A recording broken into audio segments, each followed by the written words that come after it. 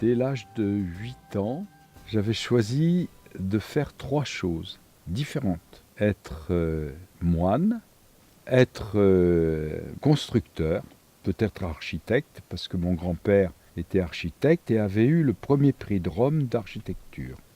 Et puis je voulais être militaire parce que dans ma famille, mon grand-père, l'autre grand-père, était général. Et on me disait toujours, tu devras choisir, et j'ai fait les 3. Ah, j'ai oublié de vous dire que j'ai été speaker à la radiodiffusion française. Pas longtemps, mais c'est vrai. À l'âge de 10 et 11 ans, j'ai en vacances eu l'occasion de monter avec ma famille à Saint-Martin-du-Canigou. Et en bas du chemin de Saint-Martin-du-Canigou, en 1948, je suis tombé. Mon père, qui était très sévère, m'a remis debout en me grondant fortement et j'ai dû lui expliquer que c'était parce que j'avais entrevu ma vie future de moine à Saint-Martin-du-Canigou lorsque je serai adulte. Là, incompréhension, il me dit « tu sais même pas ce que c'est qu'un moine ». Et je m'en souviens très bien, je lui ai dit « si ce sont des gens qui font les 3 vœux de pauvreté, chasteté et obéissance ». Et mon père m'a dit « tu sais rien de tout cela ». Et j'ai dit « je sais tout de tout cela ». Pendant tout mon temps de vie communautaire, de vie de moine, on m'a demandé d'aider à construire des bâtiments, des chapelles, rénover des escaliers, refaire des clochers, avec des compagnons du Tour de France qui m'ont appris mon métier de maçon et de charpentier. Et finalement, à l'âge de 66-7 ans, après avoir été opéré du cœur, on m'a envoyé à Saint-Martin-du-Canigou, où je ne savais pas pourquoi on m'envoyait, sinon que pour me reposer, chose que je n'ai pas faite puisque j'ai été amené à reconstruire cette abbaye pour qu'elle soit acceptée par les monuments historiques et me posant la question, comment se fait-il que Dieu m'ait envoyé ici, dans un endroit aussi isolé, où j'ai plus aucun contact avec les personnes, sinon qu'avec les matériaux. Et subitement, je me suis rappelé que j'avais dit à Jésus en bas du chemin de cette abbaye, en 1948, je serai moine là-haut.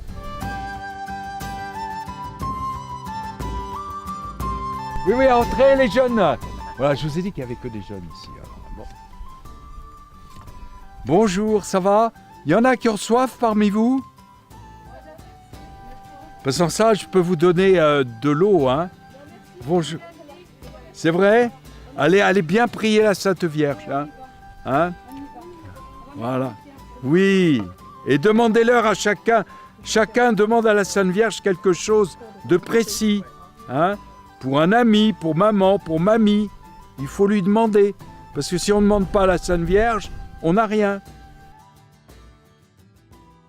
Bon, je reçois des jeunes, c'est vrai, et quelquefois les parents viennent ici avec, la dernière fois, une jeune fille de 16 ans et un garçon de 15 ans. Je ne les connaissais pas, sans m'avoir demandé mon avis, m'ont dit voilà, on vous les laisse, il est 10h du matin et on les reprendra à 18h ce soir. Donc il est évident que j'ai dit à ce garçon et à cette fille des choses tout à fait normales sur le plan religieux, que leurs parents auraient dû leur dire, mais qu'ils ne leur ont pas dit.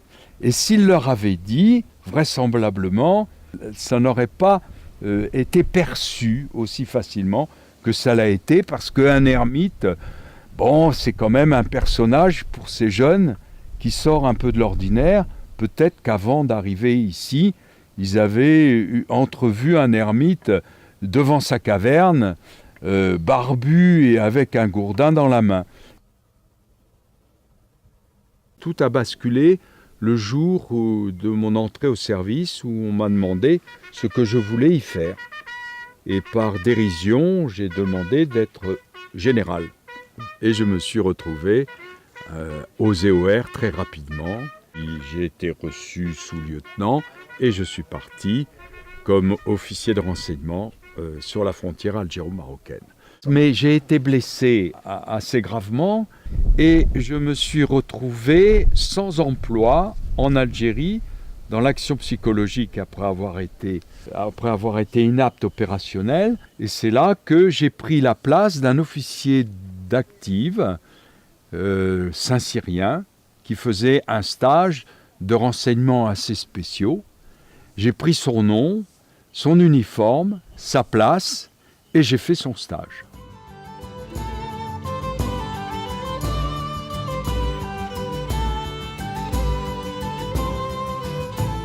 Ce qui est étonnant, en fait, c'est que j'ai toujours vécu une vie cénobitique, c'est-à-dire une vie communautaire.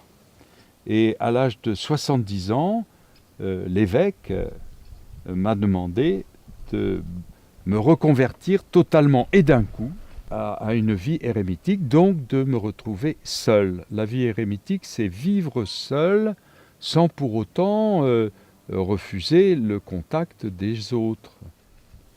Puis j'ai été nommé à Notre-Dame de Domanova, à Rodez, pour remettre en état et en vie d'ailleurs l'ermitage qui avait été abandonné, qui était pourtant l'ermitage le plus important du diocèse depuis le XIe siècle. Et au départ, je recevais 1 à 2 personnes par semaine. Et maintenant, au bout de 10 ans, je reçois à peu près 6000 personnes par an. Il y a toujours eu beaucoup de miracles ici, et depuis le Moyen-Âge. D'ailleurs, la première chapelle date du 8e et a été trop petite et très rapidement. Et une chapelle du XIe siècle a été construite, l'actuelle. Et il y a une salle où sont exposés les ex-voto qui racontent les miracles les plus importants qui se sont déroulés ici. Ah, moi, plus heureux que moi, c'est pas possible. C'est pas possible parce que je corresponds réellement à ce que j'ai toujours voulu faire, ouvrir le cœur des gens au Seigneur. Mais le faire dans un cadre agréable, beau, et qui correspond à la vraie création de Dieu. Ce qui m'impressionne, c'est de voir que les gens, pour la plupart, ne savent pas voir et apprécier tout ce qui les entoure. Tu prends un petit chemin, il y a une petite violette au milieu. Les gens ils vont mettre le pied dessus, parce qu'ils ne l'auront pas vu. C'est complètement aberrant. Il faut savoir apprécier tout ce qui nous est proposé, pour moi, par le Seigneur. Et si on sait apprécier le bruit du vent, les odeurs, les parfums, les fleurs et tout, on a une vie très apaisante. Seulement, on ne sait pas le voir, on ne sait pas l'entendre, on ne sait pas écouter, on ne sait pas apprécier et on ne sait pas remercier qui de droit. Bon, il y en a, alors ils te demandent où est le robinet pour boire de l'eau, ils te demanderaient des frites, en fait. Tu comprends? Mais il y en a peu, parce que les gens sont quand même saisis. L'aspect extérieur qui est très beau, et ça les saisit. Il en émane quelque chose de très religieux qu'ils ne savent pas traduire, mais qu'ils ressentent. Alors, ils repartent avec cette impression de paix et de joie qui est rentrée dans leur cœur. C'est très fort comme truc. Dieu a prévu que c'est l'âme qui dirige l'intellectuel et l'intellectuel qui dirige le corporel. Or, à l'heure actuelle, malheureusement, regardez l'oiseau qui est extraordinaire. Alors là, celui-là, c'est le faucon que je connais et il doit être 5 heures. Voilà, à 5 heures, il est 5 heures moins le quart. À 5 heures, il vient toujours au-dessus de moi et il vole sur moi. Voilà, vous le voyez. Parce qu'il trouve que maintenant je dois rentrer. Alors après vous resteriez, vous auriez qui? Vous auriez Amandine, qui est une laie qui vient ici et le soir à la tombée de la nuit et à qui je donne du chocolat et des bananes. Encore faut-il que les bananes soient épluchées. Voilà, que disais-je?